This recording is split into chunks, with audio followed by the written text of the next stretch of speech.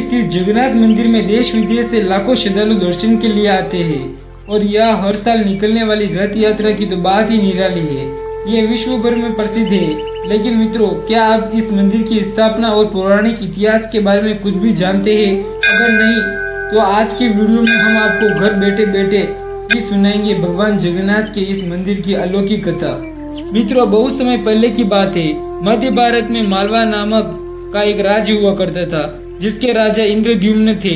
इंद्रद्युम्न के पिता का नाम भरत और माता का नाम सुमति था।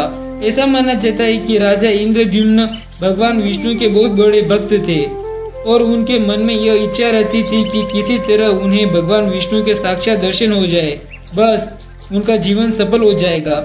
एक समय की बात है कि राजा इंद्रद्युम्न के महल में एक ज्ञानी ऋषि पहुंचे और राजा से बोले, हे राजन, तुम भगवान विष्णु के बहुत बड़े उपासक हो, लेकिन क्या तुम उड़ीसा में पूजे जाने वाले भगवान विष्णु के दिव्य रूप नील माधव के बारे में कुछ जानते हो?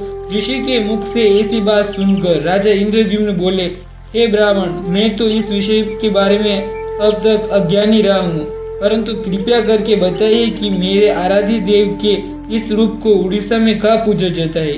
इसके जवाब में ऋषि बोले कि इसके विषय में मुझे भी कुछ पता नहीं है। मैंने इसलिए आपसे पूछा कि शायद आप भगवान विष्णु के इस मंदिर के बारे में कुछ जानते हो, लेकिन लगता है कि मेरी खोज यूं ही जारी रहेगी। हाँ, इस मंदिर को खोजने में आप भी मेरी सहायता कर सकते हैं। इसके बाद ऋषि ने राजा से आज्ञा ली और राजा इंद्रद्युम्न ने भी उन्हें सम्मान पूर्वक महल से विदा किया।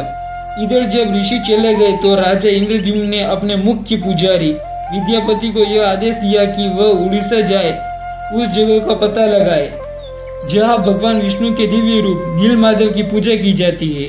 राजा का आदेश पाते ही विद्यापति उड़ीसा के लिए निकल पड़ा और कुछ दिनों की यात्रा के बाद जब वे उड़ीसा पहुंचा तो उन्हें गुप्तचरों से पता चला कि सबर कबीले के लोग हैं जो नीलमाधव की पूजा करते हैं। ये सुन वे उस कबीले के मुखिया विश्वासु के पास पहुंचे और उनसे विनती की कि वे उन्हें उस जगह पर ले चले जब नीलमाधव की पूजा की जाती है, परंतु विश्वासु ने विद्यापति को उस जगह ले जाने से मना कर दिया। ये सुन विद्यापति सोच में पड़ गया और उसने मन में ठान लिया कि वह किसी भी तरह नीलमाधव का स्थान खोज ही निकालेगा।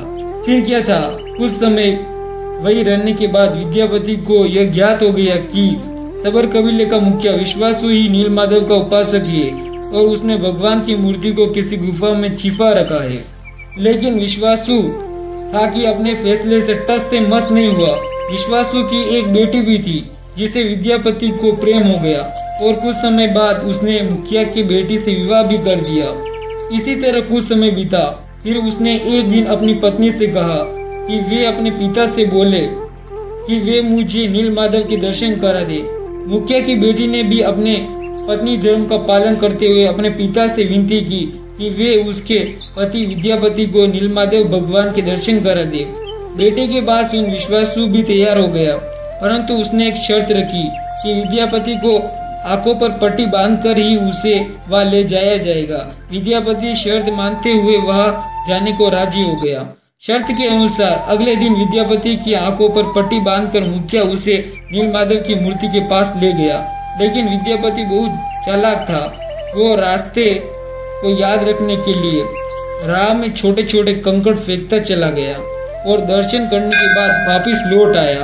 अगले दिन कंकड़ों की मदद से विद्यापति नीलमाधव की गुफा तक पहुंच गया, जिसके बाद उसने भगवान नीलमाधव की मूर्ति चुरा ली।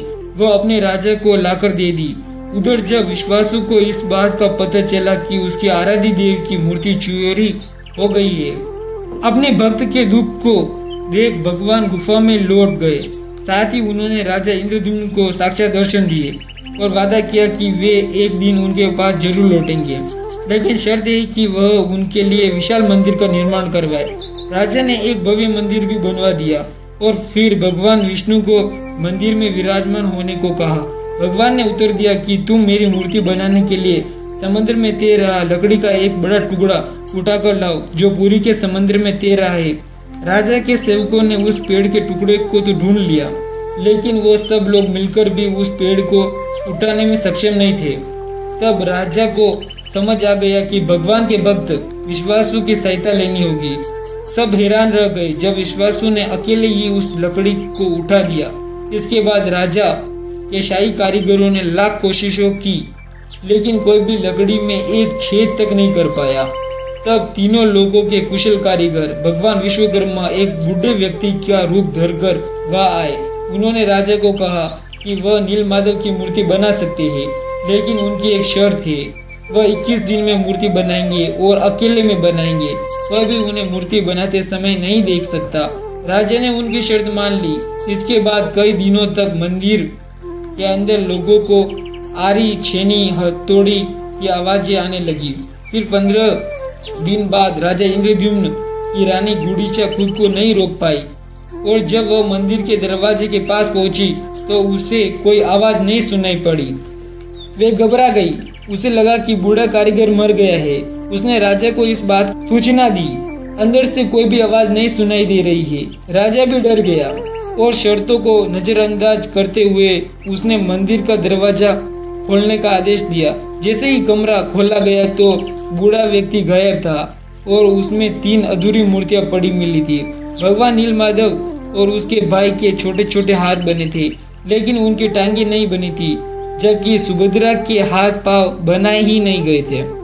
राजा ने जो हुआ भगवान विष्णु की इच्छा मानकर उन्हें अधूरी मूर्तियों को स्थापित करने का फैसला किया और तब से लेकर आज तक तीनों भाई बहन उसी रूप में जगन्नाथपुरी में विद्यमान है। अगर आपको वीडियो पसंद आई तो कमेंट बॉक्स में जय श्री जगन्नाथ अवश्य लिखिएगा। तब तक के लिए बाय, राधे राधे।